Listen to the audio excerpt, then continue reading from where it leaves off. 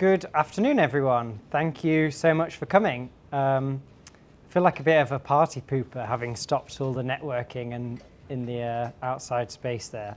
My name's Tom Swithenbank, Project Manager for Public Realm and Sustainability for Bristol City Centre BID. Thank you so much for coming today. I hope you're enjoying the food and drinks, and thank you so much to JLL for hosting us in this lovely space. We got lucky with the weather that everyone could enjoy the terrace out there. We're here today to launch our partnership with Bristol Climate and Nature Partnership and our work as part of their climate action programme. My colleague Bex from the partnership will explain more about the programme soon, but first of all, I'd just like to do a quick introduction to the BID. So a BID, for those that don't know, is short for Business Improvement District. It's an initiative whereby businesses come together to pay a small levy to fund improvements to an area. So in this case, the city centre of Bristol. We were established in 2017, and since then we've been working hard to deliver a range of projects from safety work to cleansing to Bristol Light Festival, which attracted 275,000 visitors to the city last month. And in September 2022, we went through our ballot to secure a further 5 years of the BID. And we tweaked our themes to create these 4 themes. So enhancing, protecting, promoting and supporting. And during that consultation period, we heard from businesses of a range of sizes and a range of sectors that sustainability and climate action was a really important part of their work, and that they wanted to see it as part of our work. And that was definitely more of the case in 2022 than when the BID was first set up in 2017. So as a result, we created our support for greener business as a key strand in our business plan. So in Bristol, the business improvement districts are connected. So there's Redcliffe and Temple, Broadmead and ourselves, Bristol City Centre BID. So our sister BID in 2023 partnered with what was then called Bristol Green Capital Partnership and the Climate Action Programme to deliver an enhanced support for businesses in that area of the city. We decided we would see how that partnership went and learn from the successes there with a view to launching in 2024. So here we are. We're really pleased with what's been achieved in Redcliffe and Temple. It's fantastic to hear about all the different levy payers engaging with the programme, people of different levels of seniority at different sizes of business, and it's all learning from different peers within the city. And we know that it's really helping businesses to progress their understanding of some of the challenges and some of the solutions as well. Personally, I'm always impressed at how much learning takes place, people coming out of the session really enthusiastic and making new contacts in the city. And we know that, especially outside of London, this kind of level of collaboration on sustainability is really quite unique and quite rare. In addition to the Climate Action Programme, just a quick opportunity to talk about some of our other sustainability projects. So we know that people are really keen for the city to become a greener, more nature-friendly place. So we manage and maintain around 40 planters in the city centre, all the ones in the old city, which you might see. We've added a green wall on Rupert Street, of which this nice friendly bee is enjoying. And just out here on Brandon Hill, we had a very wet 2 days installing a wildflower meadow in partnership with Avon Wildlife Trust. And hopefully this will be coming into life very soon. And if anyone knows any other opportunities in the city centre to add more greenery or better public space, then do let us know. We also run our ever popular Dr. Bike service, and since launching in November, we've maintained 403 bikes. And there's a session taking place today at the Spectrum building, so that number is increasing as we speak. We have a monthly session at the Bristol Beacon, so thanks to them for hosting that. And if you'd like Dr. Bike service at your office or building, do grab us.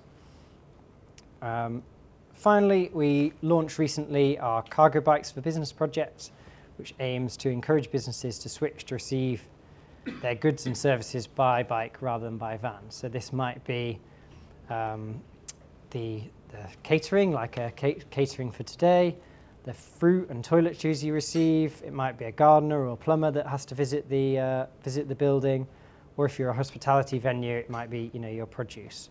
So our consultant will listen to what you get delivered and what you use as a business and see which of those could be switched to Cargo Bike. And there's a small subsidy of 50% off your first 2 months of work if you do make that switch.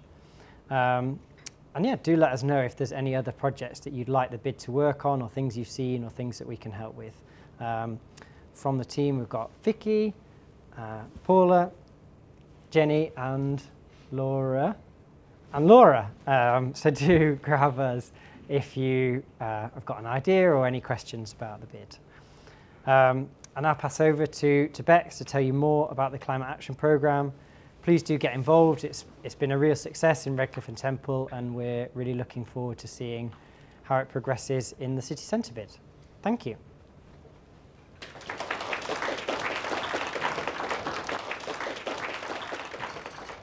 Hi, as Tom said, I'm Bex. I am from Bristol Climate and Nature Partnerships Climate Action Programme.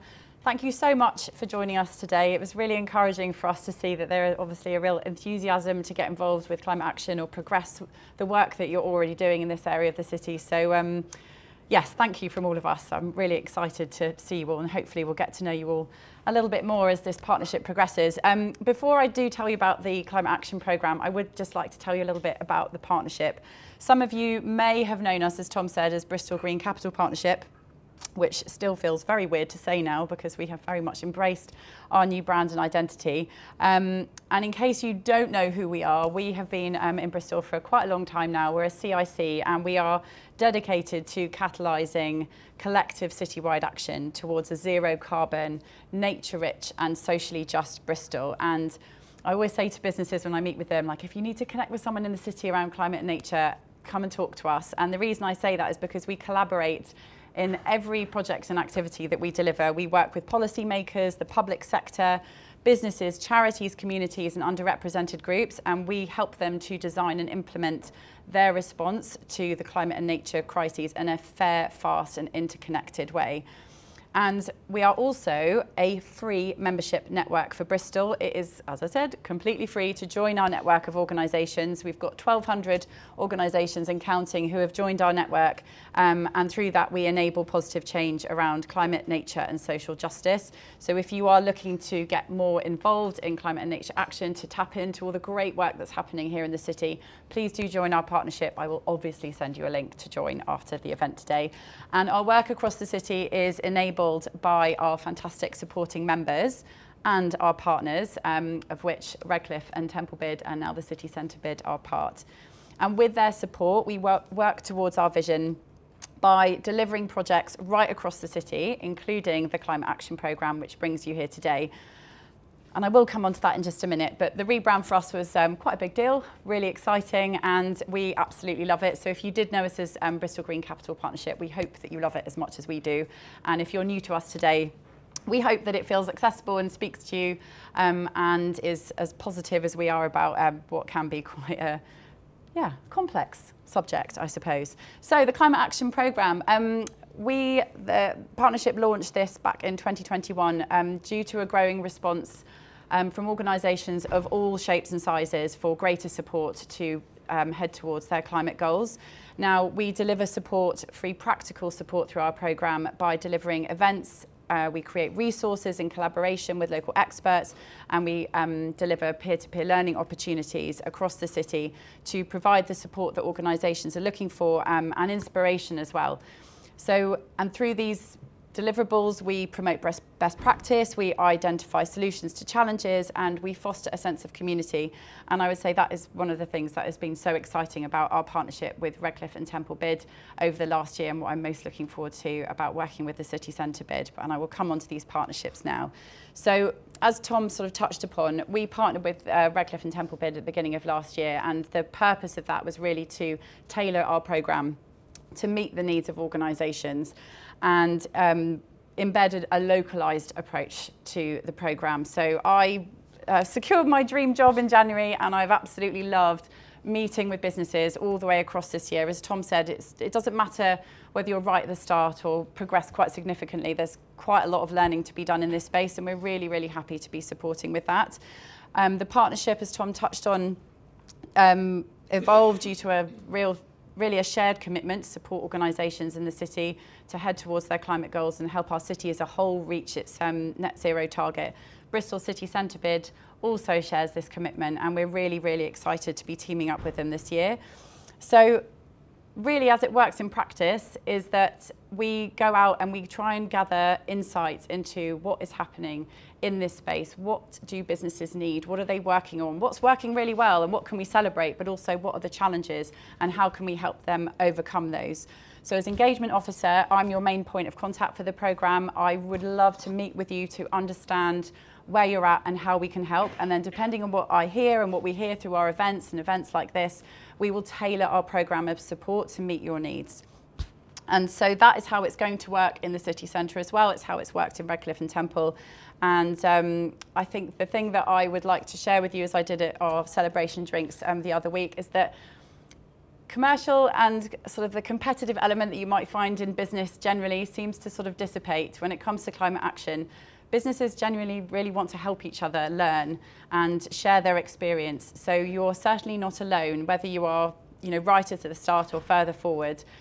You will find friendly people in this space, and it's certainly my experience so far, and I'm sure based on the number of you who have come together today, that's what we're going to find as we move forward. So to kick off our partnership with City Centre Bid, we're going to be hosting a climate action breakfast. So this is an introductory session to provide you with some really valuable expertise and knowledge. It's going to be about how to create a climate action plan, which is one of the best ways to actually go about delivering the breadth of work that you need to do to achieve your goals. And we have Charlie Lehman, Charlie, give us a big wave, from Eunomia, who is going to be sharing her knowledge. Charlie's worked with a lot of organisations. We've worked with Charlie a lot as well with some of our projects, and we'll be able to help really equip you with some of the insights and knowledge that you need. We are on the search for a venue. Typically, we get about 50, 60 people to our climate action breakfasts. So if you feel this is something that you would like to collaborate with us on, we would love to talk to you about that afterwards. And then, as I said, my goal was really just to meet with all of you on a one-to-one basis throughout the year. No pressure to. If you get an email from me, it's absolutely fine to say no, but the purpose of which is really just to understand what you're doing, how we can help, and if there is something great that you're doing, we want to shout about it through our collaboration with the bid and through our network as a partnership. So, as I said, to join our partnership, to find out more about all the work that we're doing, please head on over to our website. You will get a link with all of this information after the event today, but just in case you wanted to do it now whilst you're sat there, then please do. And if you would like to talk to us about the programme, do come and find me. My colleagues Claire and Vicky are here, but they have a pressing board meeting that they do have to get to, so I will be your point of contact for this afternoon. But if you do have any other questions, I know Tom can answer them as well, so do come and find us afterwards. And I know I've rattled through that all, but that's really because I really want to invite Amanda to come up and share some of her reflections of delivering climate action in business, and you can come and chat to me afterwards. I think I've covered everything, so Amanda, over to you. Thank you.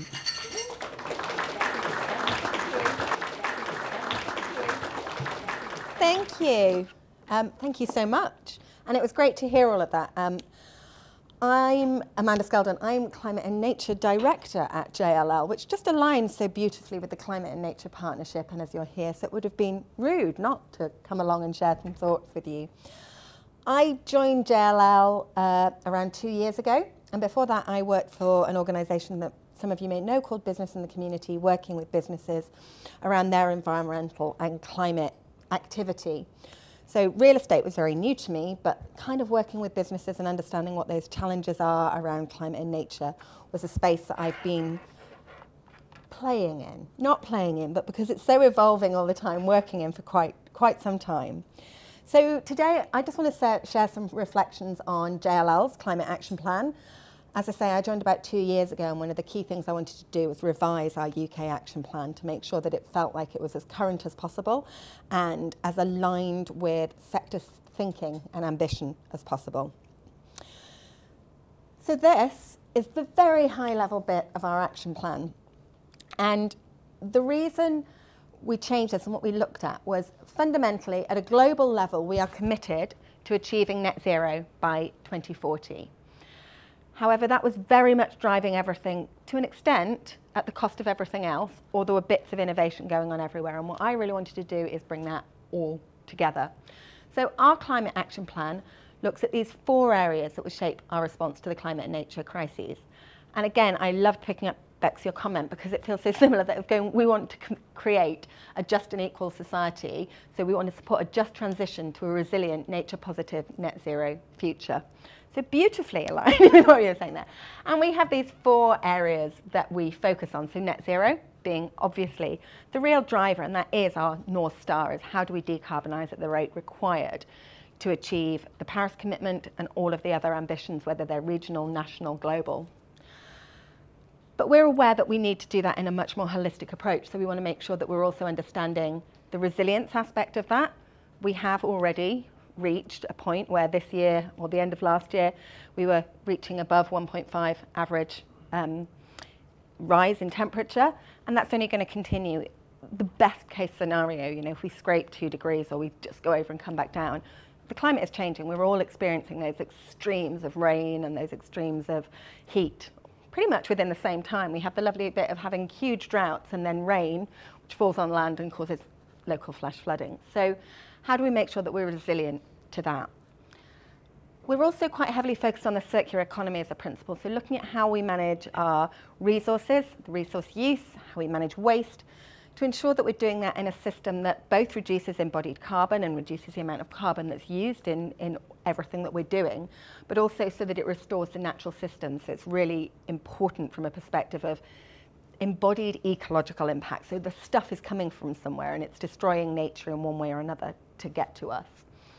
And finally, that leads to the key point here as well, which is the nature and biodiversity space. We are fundamentally aware that there is a nature crisis.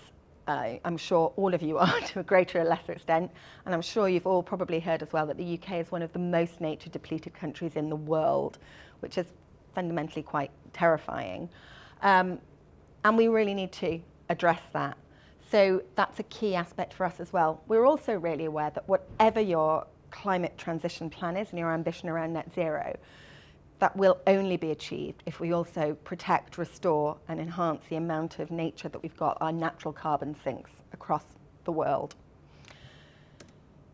So we take those 4 areas, or 4 lenses as we like to think about it, and apply them across these 7 areas. I'm just going to share them, and I'm going to kind of share the reflections on as I went through developing this on how we got to here. So for us, we look at how we can apply those throughout our operations. What are we doing in our own offices? Where can we pioneer new ideas? How do we make sure that we have the best standards when we're looking at our own fit outs and our own operational energy use? We are essentially a real estate consultancy. The majority of our work is services, so how do we make sure that we also support our clients? How are we developing service lines that really support them in their climate transition, but also how are we embedding that into everything that all of our colleagues do on a day-to-day basis as business as usual? Engaging our colleagues is a really key area for us. So we have sustainability champions across the whole business. We've got about 850 who are all just people who are interested, passionate, keen to be involved. We also support our colleagues with sustainable living resources. So how do they take what they're doing at work and apply that outside of work, whether that's at home or in their communities? And we also invest a lot in training and skills development so that all of our colleagues, whether they're sustainability experts or not, have an understanding of all of these issues around net zero or that transition moment. Suppliers, it's really key. I'll jump on this, but as all of you will probably know, if you've started looking at climate action plan and understanding the different scopes of carbon emissions, scope 3 is hard. It's really hard. It's how do we do this through our value chain, both upstream and downstream? And for us, we've started doing that with our suppliers, both from a case of trying to agree with them sets of principles that they will supply to us so that we know that that aligns with what we're doing, but also supporting them. So we have a charity partnership with WWF and have for the last couple of years. And through that, we've provided net zero training for our suppliers as well. So it's really keen that we're not just telling them they have to support us on this, but going, okay, how do we help you? do that. And I think that's a really important thing to think about. Communities as well, we do a huge amount of sort of volunteering work and community engagement work, and we want to make sure that where we're doing that, it aligns with our climate and nature ambitions as well. We do work with a huge range of partners, so there's some mention there. There's all of these organisations. It's really key for us, whether that's at a local, national or global level, for us to understand best practice and also to help shape and share. And as you say, I could not agree more that when it comes to sustainability across the spectrum, generally companies are a lot happier to have open dialogues and share and learn. I'm the worst for this because I've spent 30 odd years working in for not-for-profit, and now I'm in a corporate room. I've got to be careful about what I'm saying now. But generally I don't, because that is where we are. People want to learn and understand and find out more. And then finally we do this through data and insights. So we've really built this into some of the stuff that we're doing around where we can capture data that helps inform people on where their buildings fundamentally are sustainable and what they need to do and where the new and emerging areas are. So this slide, I just wanted to pull out 7 key reflections, I guess, of developing this plan for ourselves. And hopefully this will all give you a few things to think about so that when you come for your business breakfast, you've all got your questions lined up to throw on, going, how do we do this within the development of our own climate action plan? So first of all, it's accepting that everybody is in a different place. So what was important to us as a real estate organisation? So we don't manufacture anything. So we're not going to be looking at those sort of direct emissions. But we manage thousands of properties for our clients. So understanding how we support them is really, really key for us. So it was understanding where we were and what was important, where we could influence, most importantly, and where we could make the biggest difference and where the biggest difference needed to be made as well, I think, for our sector. And that's a really useful thing, is to accept that there isn't necessarily a one-size-fits-all on climate action plans, depending on what your business is and also depending on what your location is, particularly when you come to the nature piece. Nature changes wherever you are in the country. I'm based up in the Peak District. I grew up just down the road and went to school just up the road. And you've got completely different biodiversity challenges, requirements and impacts of weather, water, nature, all of those aspects.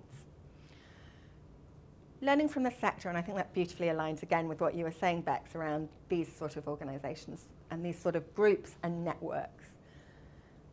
No one person and no one organisation is going to solve this properly, and lots of people are trying to do it at the same time.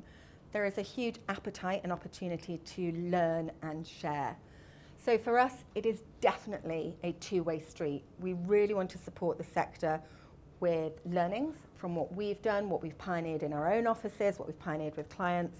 But we also want to make sure that we know what the current best practice is within our sector. We work with an organisation called the UK Green Building Council, and they're really driving that space. So we want to know, okay, what does really good look like and how do we help get there? So learning, sharing, networking, and even really informal. I talk to other colleagues who are kind of picking up this nature space within real estate, and we're all a bit like, so have you worked out how to do it yet? And they're like, no, but we think we have. It's like, okay, what have you learned? Yeah, this is what we've got. And it's really, really good opportunity to share and collaborate and be really open. So I would suggest that's a really important aspect. Expanding our view and applying different lenses. That was the piece that for me I think is really important. And again, and it kind of flows from that top piece. I should step back. The reason this is like a honeycomb is it's very rarely a straight line when you're doing these things. It's always a case of moving and learning and sharing and drawing connections. But this bit at the bottom for us was really key. It's not just about net zero. The nature bit is really key for us as well. We needed to apply that lens. Resource use, resilience, all of that. And the important thing for us about that was going, what can we do that delivers against as many of these as possible? And I think that's the key thing, is a case of going, if we take this one action, is it supporting nature, reducing resource use and reducing embodied carbon or carbon with what we're doing? If it is, then that's a really priority action. If it's only doing one of those, we have to justify why we're doing it. So I think applying those different lenses is a really important way of looking at things. Bringing colleagues with us. As I mentioned, that's a really big area for us, and that works at every level. So we are very lucky. Our senior executive team are very much on board with this. For us at JLL, we want to shape the future of real estate for a better world. And our exec team get that, and they understand that that's really important. But there are big challenges. Nature, when I brought nature into the business sort of 18 months ago, there was like, okay, but how, why? And in the last 18 months, there's been a real acceptance that actually that is a core part of what we're doing within our environmental space. We're really lucky at JLL. We have a whole team of sustainability experts. Many of them know way more than me about certain aspects of sustainability. But we don't just want them to be the ones who know this and own this. So we provide training to all of our employees to ensure that they understand the essentials of sustainability and help them understand what that means for their work and business as usual. And as I said, we also have these employee sustainability champs who can learn about the key things for the sector. We make sure that they can understand some of the challenges and opportunities across the sector and across the sustainability space to be able to apply that. The roadmap, it's a really key thing for us. Who owns these different aspects? And that will vary from all of your organisations. Bigger organisations, for me, I can go, okay, sustainability in our real estate sits here primarily. But actually that's not always going to be the case. So it's making sure that when we decide what we're going to do, who owns it, what are the milestones that we're trying to achieve, and how do we make sure that we kind of stay honest to our own ambition? And is that something that we want to report against, externally, internally? How do we kind of manage that? But that really links through to the bottom one over there, which as well is not being afraid to learn and revise. We will start that, and then we'll realise that we go through, okay, we'll trial this for 6 months. Okay, that doesn't work within this bit, or this doesn't align with someone's job. How do we take that and go, okay, let's revise this action plan. It's important, the roadmap, to keep us going, but an honesty and an openness to going, okay, the world's changed, or we got this wrong, or science and tech has changed. How do we revise that? It doesn't mean that it was wrong the first time round. In this space, it probably just means that things have changed and evolved. So really a good opportunity and a really important thing to remember. Avoid all egos in sustainability, because if you think you know something, you'll walk into another room and go, oh, yeah, that's completely different. I used to have a big thing about nature inside buildings going, well, it's not enhancing biodiversity. And I had this great conversation with someone who went, but it's rebuilding connections between people and nature.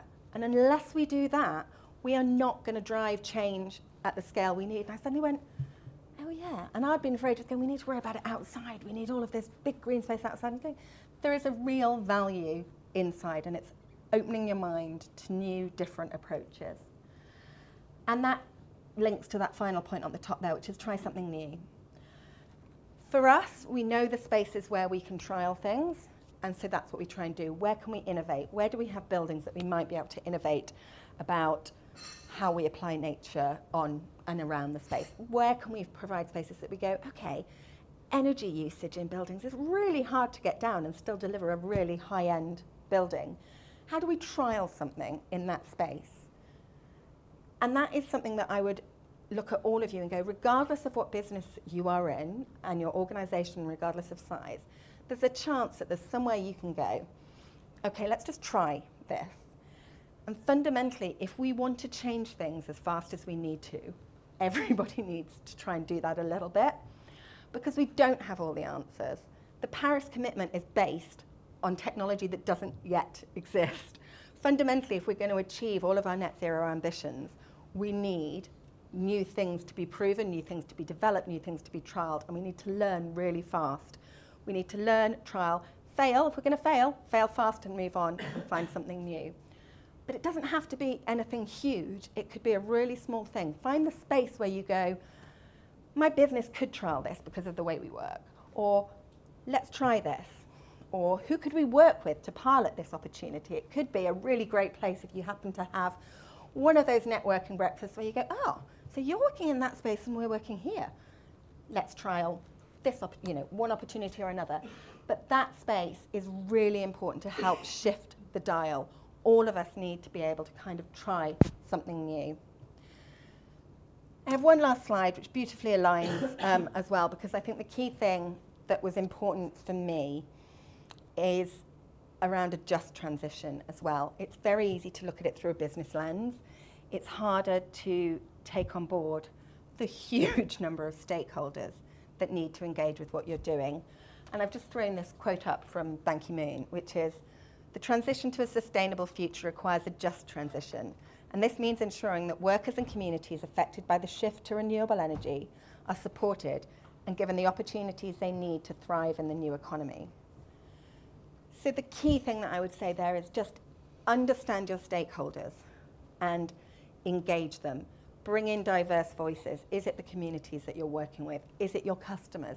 Is it your suppliers? Is it your board?